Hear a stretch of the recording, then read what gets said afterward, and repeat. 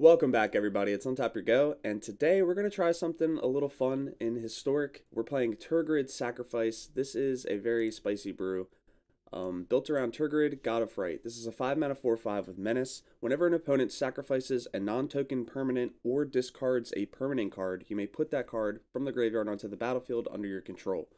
So this card is ridiculous. I don't know if you guys have played against this or not, but this card is nuts. So every time our opponent sacrifices a creature, we get it. Every time they discard a permanent, we get it.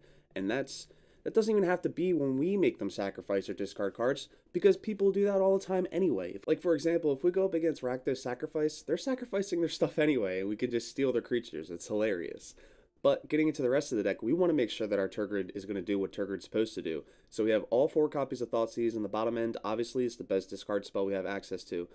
4 copies of Black Cat. It's 2 mana 1/1. When it dies, target opponent discards a card at random. I've been trying out between this and like the other one that makes them discard when it enters the battlefield, but I like the random part because they can't choose, and then that just adds to the spice, right? Like if they only have a few planeswalkers and a land, they can't just pitch the land. They have a chance of giving us a planeswalker instead. Then we have 4 copies of Lazotep Reaver. This is probably the worst card in the deck. I'm just trying this out, but this is specifically to help pair with the Priest of the Forgotten Gods, and also it gives us bodies to sacrifice to our Phyrexian Tower, which I'll cover in a minute. 2 copies of Liliana's Triumph. This is our first sacrifice effect. 2 mana. Each opponent sacrifices a creature. If we control a Liliana Planeswalker, each opponent also discards a card. We are playing 2 copies of Liliana Waker of the Dead, which also makes our opponents discard cards, but the big part here is that it's going to make them discard a card and sacrifice a permanent, which is perfect for Tergrid because we get both of those permanents. All 4 copies of Priest of the Forgotten Gods, like I mentioned, we sacrifice 2 other creatures. Any number of target players each lose 2 life, and to sacrifice a creature, we add 2 black and draw a card. So this is going to help find us resources. It could help us ramp into our Phyrexian Obliterators and our Tergrids, and it's going to make our opponent sacrifice creatures. It's pretty good. 2 copies of Playcrafter, 3 mana 3/2. When it enters the battlefield, each player sacrifices a creature or a planeswalker. Each player who can't discards a card. So no matter what, we get some value out of this. 3 copies of Soul Shatter. This is a 3 mana instant. This is the better of the 2, I think. Instant speed. Each opponent sacrifices a creature or planeswalker with the highest converted mana cost among creatures and planeswalkers they control. Going into the 4-drop slots, we have 2 copies of Skull Raid. This is new from Kaldheim, 4 mana sorcery. Target opponent discards 2 cards. If fewer than 2 cards were discarded this way, you draw cards equal to the difference. So this is really perfect for what we're trying to do because it's going to help us draw cards if we really, really need it, but it's going to help us make our opponent discard 2 cards, and we can foretell it, so if we have nothing else better to do on turn 2, we can foretell it and then play it later on. 2 copies of Liliana, like I mentioned. 1 copy of Rankle, Master of Pranks. This is a 4 mana 3/3 with Flying Haste. When it deals damage to a player, choose any number. Each player discards a card. Each player loses a life and draws a card, or each player sacrifices a creature. Obviously, 2 of those modes check very well for Tergrid, so we're going to play at least 1 copy of Rankle here. And then we're playing 4 copies of Phyrexian Obliterator because this deck is kind of clunky. It's not going to be doing much until you get to Tergrid, and we want to have threats that are going to be able to close out the game on their own. Obliterator does just that. If our opponent can't kill it with, like, destroy effects, they're going to have the hardest time. Like, Mono Red, they can't beat this. They can't. All their damage, all their removal is damage-based, so they're going to sacrifice their permanents anyway. If they can't attack into us because they're going to sacrifice their permanents, when they sacrifice 5 or more permanents, we're getting all those back with Tergrid. It's absolutely insane. To finish off the main board, we have 1 copy of the Eldest Reborn. This is a 5 mana saga. Each opponent sacrifices a creature or planeswalker, so it's not dead no matter what matchup. Second chapter, each opponent discards a card. Both of those tick for Tergrid, so that's perfect. And then the 3rd chapter buys back a creature from our graveyard, or from a graveyard.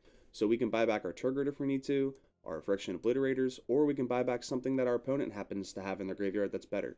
In the mana base, we have all 4 Castle Locthwain for draw, 17 basics, 3 Phyrexian Towers. This is so we can sacrifice our own creatures, ramp up a little bit, play Obliterator on 3 sometimes, and play Tergrid on 4 sometimes.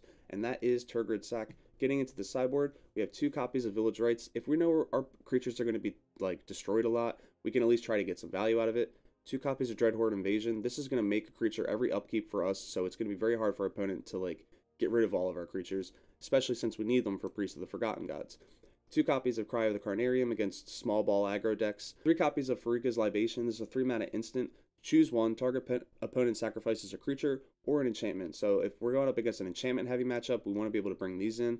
2 copies of Extinction Event as some more board wipes if we know we're going against a lot of creature-wide strategies. 2 copies of the Eldest Reborn to pair with the one in the main board. This is really good against control because it checks for both of the modes for Tergrid, and it's also going to buy back our creatures.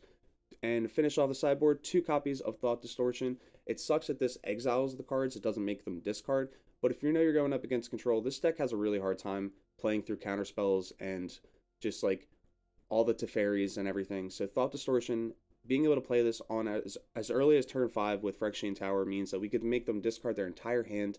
It's really, really effective. We're going to take this into some best of 1 today and see how we do, see if we can bring the terror with Tergrid, God of Fright. And if you like today's video, please leave a like on today's video, as well as hitting the subscribe and the bell, especially if you're a new viewer. It would mean a ton and would show a lot of support to the channel. And I will see you all in the wrap-up. First game against Alex B. And our opening hand is kind of weird. I mean, I guess we can keep it. The Obliterator is really nice. And if we can find a Priest of the Forgotten Gods, we can ramp into it.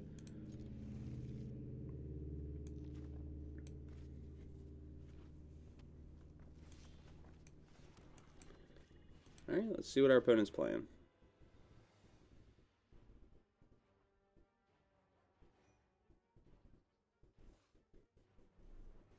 I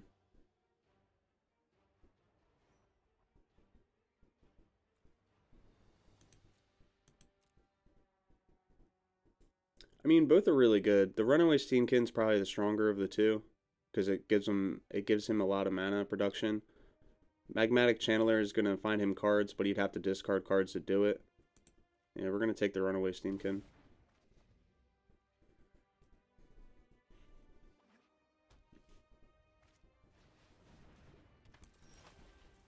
And we found our land. And even though Lazotep Reaver is like not the best card, it at least makes 2 creatures, so it makes his shock a little bit worse. He would have to have 4 mana so he can use a Shatter Skull Smashing, and that's just not that good. Opponent discards the shock anyway. And they get to light up the stage. And of course they had the other 1 mana spell they needed. Alright. Banefire, that's not that big of a deal, I guess.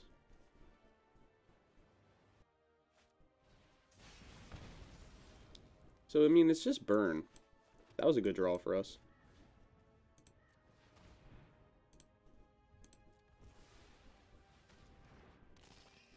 We'll just play an Obliterator. I mean, like, what are they supposed to do against that? I would love for them to Shatter Skull Smashing it and then just sacrifice their entire board. And if we can draw on a Tergrid next turn, we're in even better shape. He almost did it. Man, that would have been a ballsy opponent.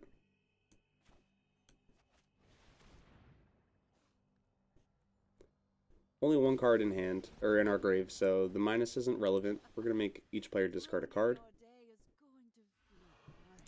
Let's get rid of... actually, let's just get rid of the other Liliana. Right. Yeah, we can hold up the Lazotep Reaver as a blocker. Opponent ditches the Shatter Skull Smashing, and we're going to get in with the Obliterator.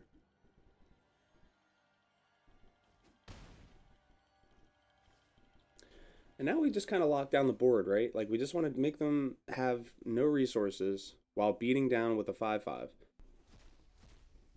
Opponent discards a Channeler, they get a Steamkin.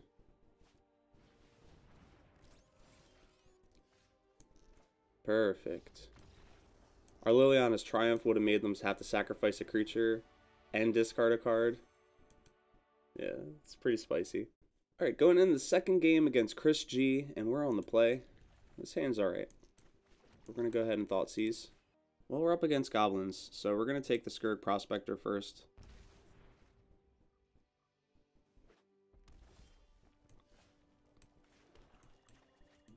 And...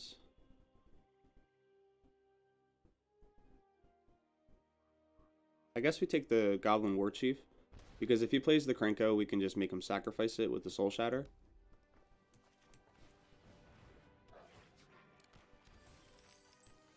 Yeah, and it lines up perfectly that way. He plays a land. He'll have 4 mana. He might play Krenko. He might play the Goblin War Chief first. No? Another Wily Goblin?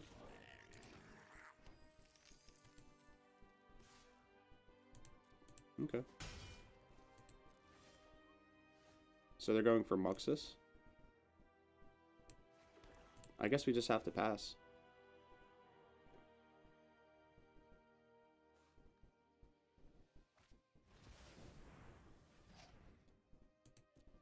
Yeah.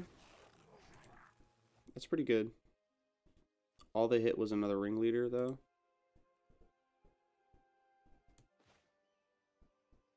I mean, yeah. I guess we have to make them sacrifice a creature now. We can't afford to really take all the damage against goblins. Phyrexian Tower, a...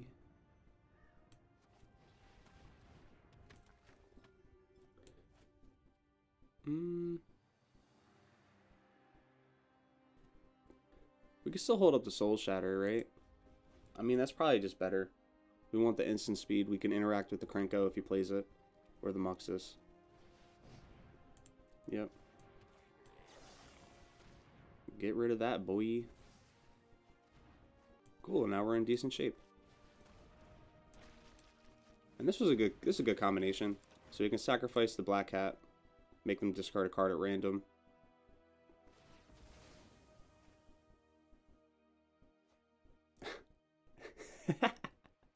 Hit their other Krenko.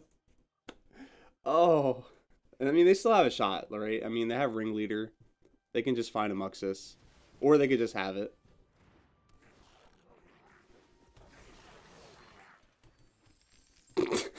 I mean, we put up a shot, but you know, I mean, Muxus just kind of Muxused us, and we're dead. I mean, this hand is good. We just need to hit our lands. If we hit our land drops, then our Playcrafter is going to help. The Liliana into Tergrid's a good combination. God bless you, pup. Always say hello to the pup. See what we're playing against. Oh, cool. Well, I'm taking their electrostatic field, obviously.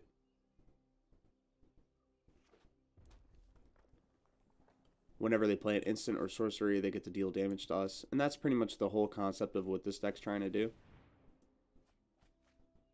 Discard a Spike Field Hazard.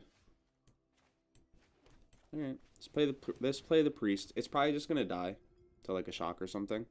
Underworld Dreams seems like a spicy inclusion.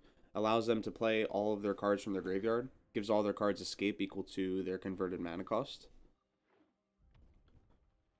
Plus 3 cards out of their graveyard, which is just fair. It's fair.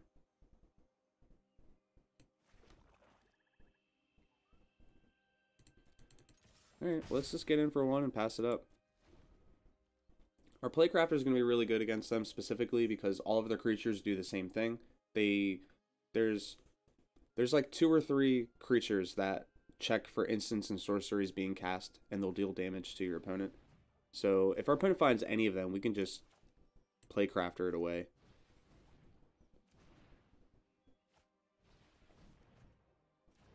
Alright, opponent's drawing all the cards. They get their Arclight Phoenix back. Interesting.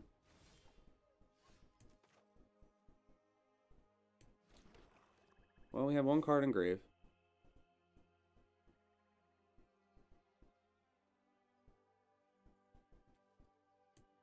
Yeah. I guess we just make our opponent sacrifice it. I want to hold up the Liliana's Triumph. So they're playing Storm, or not Storm, they're playing Arclight Phoenix, I mean. So they want to try to chain as many instants and sorceries. If they can cast 3 before their combat, they return all of the Arclight Phoenixes from their grave back to their hand. This, if we can slam our Tergrid, like, we just need 1 more mana. And Tergrid kind of shuts this deck off because we get everything they discard. That would be so, so funny.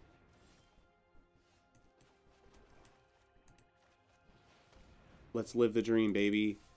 Let's live the dream, baby. This is like the perfect matchup for Tergrid. This is the perfect matchup. They can't do anything now. They discard any of their cards, we just get it back. Except the instants and sorceries, obviously, but they want to get their phoenixes back, and they can't get them back if they don't put them in the graveyard.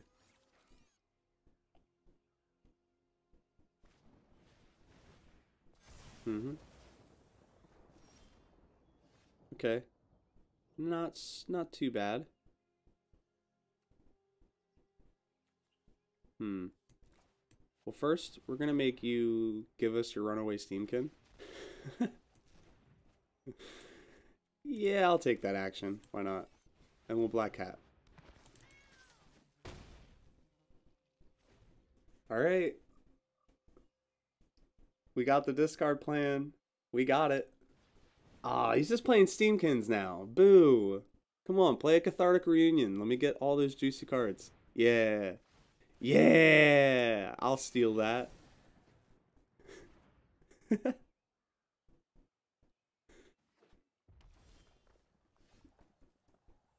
Oh man, brutal. Absolutely brutal. Let's hit him with the discard. We'll discard our Lazarus or Lazatep.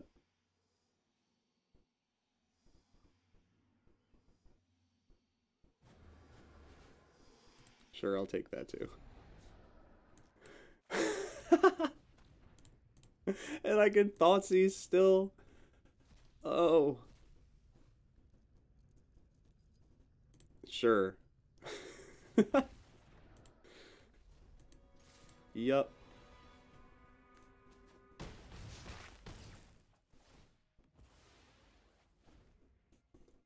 Absolutely crazy.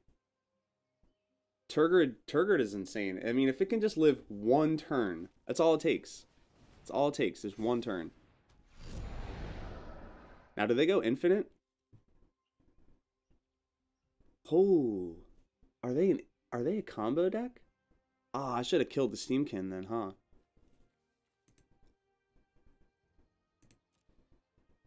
Yeah, I guess I probably should have killed the Steamkin. I would have had enough cards to do so. But, like, what do they do? Because they...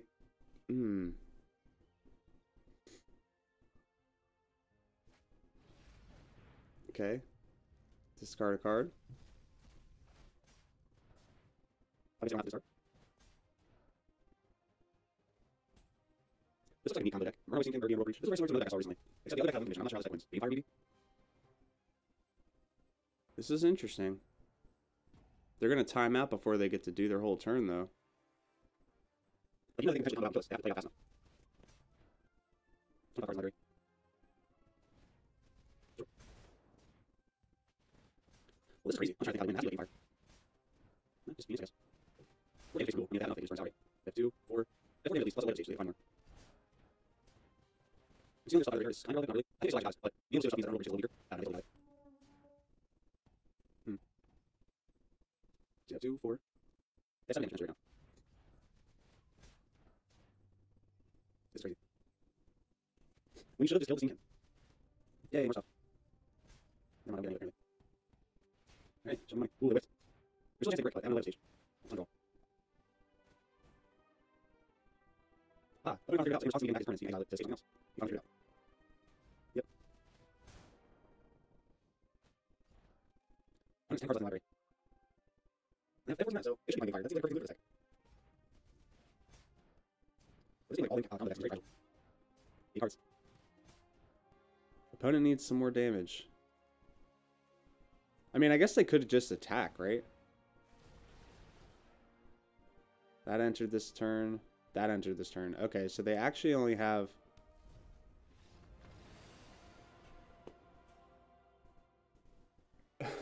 I don't know. I don't know what the heck. I don't know. Welcome back to the wrap up, everyone. If you made it this far, it means you watched the entire video, and I appreciate that greatly. And if you made it this far, please consider hitting the like and the subscribe button down below. It would really show your support and help the channel out a ton. With that being said, we went 2-1 today. Second game we lost against Goblins. They did their thing. They got Muxus. And then game 3, I don't even really know what game 3 was, to be honest. But I'm probably going to brew that deck, and that might even be tomorrow's video. And I'm playing Banefire. I don't know if our opponent was playing Banefire or not, but that makes sense. So I'm playing Banefire. With that being said, I'm Rob, aka Untap Your Go. It's been real, everyone, and I will see you all in the next video.